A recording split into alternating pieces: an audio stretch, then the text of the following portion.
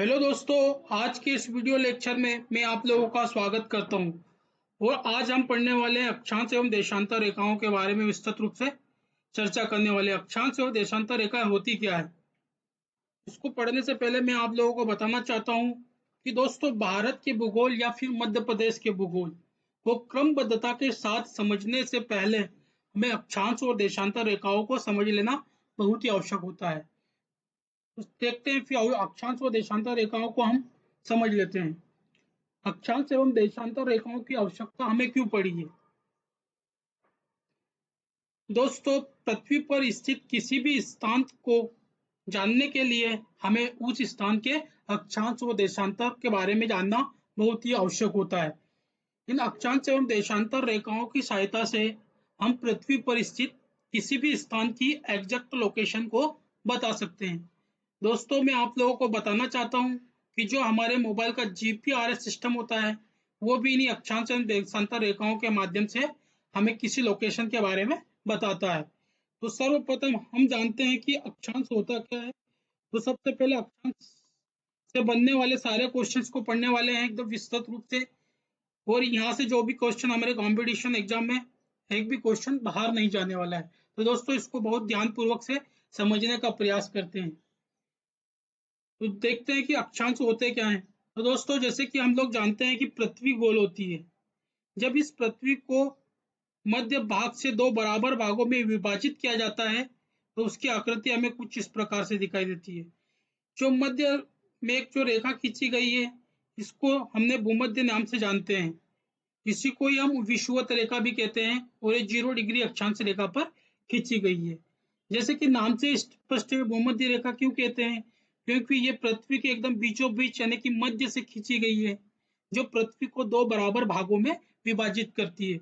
इसीलिए इसे हम भूमध्य रेखा का नाम देते हैं। जब भूमध्य रेखा पृथ्वी को दो बराबर भागों में विभाजित करती है, तो ये ऊपरी वाले भाग को हम उत्तरी गोलार्ध तथा नीचे वाले भाग को हम दक्षिणी गोलार्ध के नाम से जानते हैं।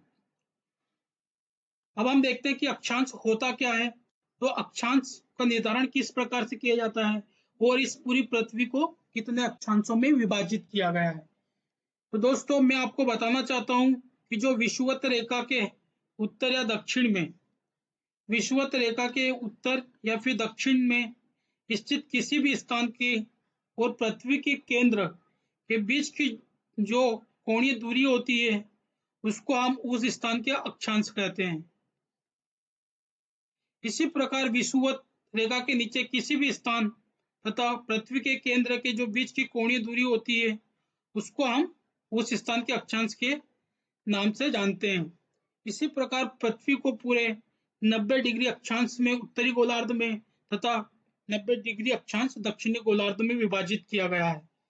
यानी कि जैसे कि ये जो स्थान है, इसको 1 डिग्री अक्षांश, इसी प्रकार आगे जो रेखा है इसको 2 डिग्री, इसी प्रकार से 3 डिग्री, इसी प्रकार से टोटल उत्तरी गोलार्ध में 90 डिग्री अक्षांश से ज्यादा नहीं होते हैं। उसी प्रकार से नीचे 1 डिग्री, 2 डिग्री, 3 डिग्री, ऐसा करके दक्षिणी गोलार्ध को भी 90 डिग्री अक्षांशों में विभाजित किया गया है। अब हम बात करते हैं कि 1 डिग्री अक्षांश और 2 डिग्री अक्षांश के बीच कितने किलोमीटर की दूरी होती है। तो दोस्तों, 1 डिग्री अक्षांश से 2 डिग्री अक्षांश के बीच टोटल 111 किलोमीटर की दूरी होती है। चाहे वो 3 डिग्री से 4 डिग्री क्यों ना हो, 2 डिग्री से 3 डिग्री क्यों ना है, सभी के बीच 111 किलोमीटर की दूरी होती है। इधर भी 1 डिग्री से 2 डिग्री के बीच 111 किलोमीटर की दूरी होती है। अक्षांश को तो हमने समझ लिया है। एक बार फिर से मैं आपको अक्षांश के बारे में समझाना चाहता हूँ कि विषुवत रेखा के उत्तर में किसी भी स्थान तथा पृथ्वी के केंद्र के बीच की जो कोणीय दूरी होती है, उसी को ही हम उस स्थान के अक्षांश के नाम से जानते हैं। यानी कि आसान भाषा में कहे तो किसी भी स्थान तथा पृथ्वी के केंद्र के जो बीच की दूरी है, उसको हम उस स्थान के अक्षांश के नाम से जानते हैं। तो अक्षांश के बारे में अगर कोई डाउट हो तो आप मुझे कमेंट बॉक्स में जरूर पूछना। अब हम देखने वाले हैं कि अक्षांश रेखाएं होती क्या है। अक्षांश रेखाओं को भी विस्तृत पूर्वक देखने वाले हैं। तो दोस्तों, जैसे कि मैंने आपको पहले बताया था कि अक्षांश होते क्या है, पृथ्वी के केंद्र से किसी भी स्थान की कोणीय दूरी को हम अक्षांश कहते हैं। उसी प्रकार से पृथ्वी के केंद्र से उत्तरी गोलार्ध में इसके अपोजिट साइड में किसी स्थान की कोणीय दूरी को हम उस स्थान के अक्षांश के नाम से जानते हैं। 1 डिग्री अक्षांश इधर और 1 डिग्री अक्षांश इधर, यानी कि विषुवत रेखा के ऊपर किन्हीं भी दो अक्षांश को जो मिलाने वाली रेखा होती है, जो रेखा में इस चित्र में दिखाई दे देती है, इसी को ही हम अक्षांशीय रेखा कहते हैं। इस प्रकार से टोटल अक्षांश रेखा ये कितनी है वो भी जानने का प्रयास करेंगे। जैसे 2 डिग्री से 2 डिग्री मिलेगा, उसी प्रकार से 3 डिग्री से 3 डिग्री, 4 डिग्री से 4 डिग्री, 5 डिग्री से 5 डिग्री, 89 डिग्री से 89 डिग्री और 90 डिग्री एकदम बिंदु के आकार का रहेगा। उसी प्रकार से उत्तरी गोलार्ध में भी 1 डिग्री से 1 डिग्री, 2 डिग्री से 2 डिग्री, 3 डिग्री से 3 डिग्री, 4 डिग्री से 4 डिग्री, इसी प्रकार से 89 डिग्री से 89 डिग्री और 90 डिग्री पे क्या मिलेगा, एकदम पॉइंट, यानी कि वहां की जो अक्षांश रेखाओं की दूरी एकदम नेग्लिजिबल यानी कि बिंदु के आकार की होगी। दोस्तों हम देखते हैं कि जो विषुवत रेखा से ऊपर जो विषुवत रेखा के समांतर खींची गई रेखाएं हैं, इन्हीं को ही हम अक्षांशीय रेखाएं बोलते हैं। ये अक्षांश रेखाएं विषुवत रेखा के समांतर उत्तरी गोलार्ध में ऊपर की ओर तथा दक्षिणी गोलार्ध में नीचे की ओर खींची गई है। जैसे जैसे हम विषुवत रेखा के ऊपर बढ़ते हैं तो इन जो अक्षांश रेखाओं की जो दूरी है वह क्रमशः कम होती चली जाती है। ये अक्षांश रेखाएं एक दूसरे को कभी काटती नहीं है, क्योंकि अक्षांश रेखाएं एक दूसरे के समांतर खींची गई है, तो इनके एक दूसरे को काटने का तो सवाल ही नहीं होता। दोस्तों इन अक्षांश रेखाओं को हम अक्षांश रेखा के साथ साथ इनको समांतर रेखा से नाम से भी जानते हैं। तो दोस्तों विभिन्न प्रकार के अक्षांशों को एवं एक विशेष नाम से जाना जाता है, जो हमारी परीक्षाओं के उपयोगी से बहुत ही इम्पोर्टेंट होने वाले हैं। तो चलिए देखते हैं कि वे अक्षांश रेखाएं कौन कौन सी है जिनको एक विशेष नाम से जाना जाता है। तो सबसे पहले मैं आप देखते हैं कि जो अक्षांश रेखा है 0 डिग्री अक्षांश रेखा, इसको हम भूमध्य रेखा, विषुवत रेखा तथा महान वृत्त के नाम से भी जानते हैं। इसी प्रकार से हम 0 डिग्री से ऊपर बढ़ते हैं तो उत्तरी गोलार्ध में इनको उत्तरी अक्षांश के नाम से जानते हैं। उसी प्रकार से दक्षिणी गोलार्ध में इन्हें दक्षिणी अक्षांश के नाम से जानते हैं। जैसे 23.5 डिग्री उत्तरी अक्षांश को हम कर्क रेखा के नाम से जानते हैं। उसी प्रकार से 23.5 डिग्री दक्षिणी अक्षांश को हम मकर रेखा के नाम से जानते हैं। वैसे ही 66.5 डिग्री उत्तरी अक्षांश को हम आर्कटिक रेखा के नाम से जानते हैं। उसी प्रकार से 66.5 डिग्री दक्षिणी अक्षांश को अंटार्कटिका का नाम दिया गया है। उसी प्रकार देखते हैं 90 डिग्री को हम उत्तरी ध्रुव और दक्षिण में 90 डिग्री को दक्षिणी ध्रुव के नाम से जानते हैं। दोस्तों ये मकर रेखा हमारे परीक्षा की दृष्टि से बहुत ही उपयोगी होने वाली है, क्योंकि जो मकर रेखा है हमारे मध्य प्रदेश के मध्य से होकर गुजरती है, साथ ही साथ ये भारत के मध्य से भी होकर गुजरती है। तो ये भारत के लगभग 8 राज्यों से होकर गुजरती है और ये मध्य प्रदेश के लगभग बीचों बीच से होकर गुजरती है, यानी कि ये मध्य प्रदेश को लगभग 14 जिलों से होकर गुजरती है।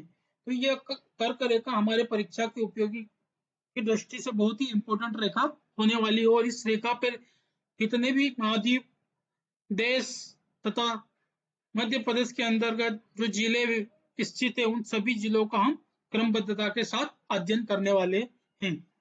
दोस्तों यहाँ पर मैंने आपको अक्षांश क्या होते हैं, इनकी आवश्यकताएं क्यों पड़ी है तथा विभिन्न प्रकार के जो अक्षांश रेखाएं हैं जिनको विशेष नाम दिया गया है उनके बारे में विस्तृत रूप से चर्चा कर ली। और यहाँ से आने वाले जितने भी क्वेश्चन हैं उन सभी क्वेश्चंस को मैंने इस वीडियो में कवर करने की कोशिश की है। तो चलिए फिर भी देखते हैं इसको एक पीडीएफ के फॉर्मेट में फिर समझने का प्रयास करते हैं कि अक्षांश और देशांतर होते क्या हैं। तो दोस्तों पृथ्वी में किसी भी स्थान की स्थिति को बताने के लिए उसके अक्षांश और देशांतर को बताया जाता है, यानी कि उस स्थान के अक्षांश और देशांतर के बारे में हमें मालूम पड़ जाता है तो हम बता सकते हैं कि पृथ्वी पर वो स्थान कहाँ पर स्थित है। अब देखते हैं अक्षांश क्या होता है। तो दोस्तों विषुवत वृत्त के उत्तर या फिर दक्षिण में स्थित किसी भी स्थान की जो कोणीय दूरी है उसको हम अक्षांश कहते हैं। और ये अक्षांश कहाँ से बनता है, तो ये बनता है पृथ्वी के केंद्र पर बनता है। जैसे कि मैंने आपको समझाने का प्रयास किया, जैसे पृथ्वी गोल है, पृथ्वी के मध्य से जो रेखा खींची गई है इसी को हम भूमध्य रेखा या फिर विषुवत रेखा भी कहते हैं। अब जब भूमध्य रेखा से ऊपर की ओर किसी भी स्थान तथा पृथ्वी के केंद्र के बीच की जो कोणीय दूरी होती है इसे हम अक्षांश के नाम से जानते हैं। उसी प्रकार से दक्षिणी गोलार्ध में किसी भी स्थान के बीच की कोणीय दूरी को हम उस स्थान के अक्षांश के नाम से जानते हैं। भूमध्य रेखा के जो ऊपर जितने भी अक्षांश है उनको हम उत्तरी अक्षांश तथा भूमध्य रेखा के नीचे जितने भी अक्षांश होते हैं उन्हें हम दक्षिणी अक्षांश के नाम से जानते हैं। इसे विषुवत, अब अगले पॉइंट को देखते हैं। इसे विषुवत वृत्त के दोनों ओर अक्षांशों में मापा जाता है और विषुवत वृत्त यानी कि 0 डिग्री अक्षांश को हम विषुवत वृत्त के नाम से भी जानते हैं। ये विषुवत वृत्त के उत्तरी भाग को हम उत्तरी गोलार्ध तथा दक्षिणी भाग को हम दक्षिणी गोलार्ध भी कहते हैं। आगे हम देखते हैं कि अक्षांश रेखाएं होती क्या है। अक्षांश रेखाएं तथा इन्हें समांतर रेखाओं के नाम से भी जानते हैं, यानी कि काल्पनिक रेखाओं का समूह जो पृथ्वी के चारों ओर पूर्व से पश्चिम दिशा में विषुवत रेखा के समांतर खींचा गया है उसे हम अक्षांश रेखा कहते हैं। और इन्हीं अक्षांश रेखाओं के माध्यम से हम पृथ्वी पर स्थित किसी भी स्थान के एग्जैक्ट लोकेशन के बारे में पता कर सकते हैं। और इन्हीं रेखाओं के माध्यम से जो हमारा मोबाइल का जीपीआरएस सिस्टम है वो काम करता है। इसे आगे और देखते हैं तथा भूमध्य रेखा से एक समान कोणीय दूरी को मिलाने वाली रेखाओं को हम अक्षांश रेखा कहते हैं। ठीक है दोस्तों, ये समझ में आ गया है। अब हम देखते हैं कि अक्षांश एवं अक्षांश रेखाएं कितने होते हैं। अक्षांश एवं अक्षांश रेखाओं की संख्या कितनी होती है, तो अक्षांशों की टोटल संख्या जो है हमारे पास कितनी है, 181। अभी 181 अक्षांश किस प्रकार से लिए गए हैं देखते हैं दोस्तों। भूमध्य रेखा यानी कि 0 डिग्री से ऊपर की ओर हमने इसको पूरे पृथ्वी को 90 अक्षांशों में बांटा है। तो ऊपर की ओर कितने 90 अक्षांश तथा भूमध्य रेखा यानी कि 0 डिग्री के नीचे भी इनको 90 अक्षांशों में विभाजित किया गया है। इस प्रकार इन अक्षांशों को हम जोड़ते हैं तो कितने हो गए 180, और इस 0 डिग्री अक्षांश को भी हमें काउंट करेंगे। इस प्रकार से टोटल अक्षांशों की संख्या पूछी जाए परीक्षा में तो कितने बताना है 181। उसी प्रकार से अगर हमारे से पूछ लिया जाता है कि अक्षांश रेखाएं कितनी है, तो दोस्तों जो ये रेखाएं खींची गई है भूमध्य रेखा के ऊपर और नीचे जो क्षैतिज रूप से यह रेखाएं खींची गई है इन्हीं को ही हम अक्षांश रेखाएं कहती है। और ये अक्षांश रेखा कितनी है तो देखते हैं उत्तरी गोलार्ध में इन अक्षांश रेखाओं कितनी होती है। तो दोस्तों उत्तरी गोलार्ध में टोटल कितनी होती है 89। इसी प्रकार से दक्षिणी गोलार्ध में भी इनकी संख्या कितनी है 89। 90 डिग्री अक्षांश रेखा नहीं होती है क्योंकि दोस्तों यहाँ पर जो अक्षांश है 90 डिग्री मात्र एक ही है, और 90 डिग्री से 90 डिग्री को मिलाने पर हम देखते हैं कि यहाँ पर एक बिंदु के आकार की जो एक बिंदु प्राप्त होता है ये अक्षांश रेखा में काउंट नहीं करते हैं। इस प्रकार से हम देखते हैं इनकी अक्षांश रेखाओं की संख्या कितनी है तो 89 और 89 इन दोनों को जोड़ने पर हमको प्राप्त होता है 178। और इसमें भी हम एक जो 0 डिग्री अक्षांश रेखा भूमध्य रेखा है इसको भी काउंट करते हैं। इस प्रकार से अक्षांशों की टोटल संख्या कितनी हो जाती है तो अक्षांशों की टोटल संख्या हो जाती है 179। तो दोस्तों यहाँ से जितने भी अक्षांश से बनने वाले क्वेश्चन हैं वो मैंने सारे इस वीडियो में कवर कर लिए हैं। अब देशांतर से बनने वाले सारे क्वेश्चंस को मैं नेक्स्ट वीडियो में कवर करने वाला हूँ। तो दोस्तों इस वीडियो को आप एक बार और फिर अच्छे से देख लेना, आपको ये वीडियो बहुत ही आसानी से समझ में आ जाएगा और यहाँ अक्षांशों से बनने वाले जितने भी क्वेश्चन है वो आपसे परीक्षा में आसानी से बन पाएंगे। तो दोस्तों आज की इस वीडियो को बस इतना ही रखते हैं, मिलते हैं नेक्स्ट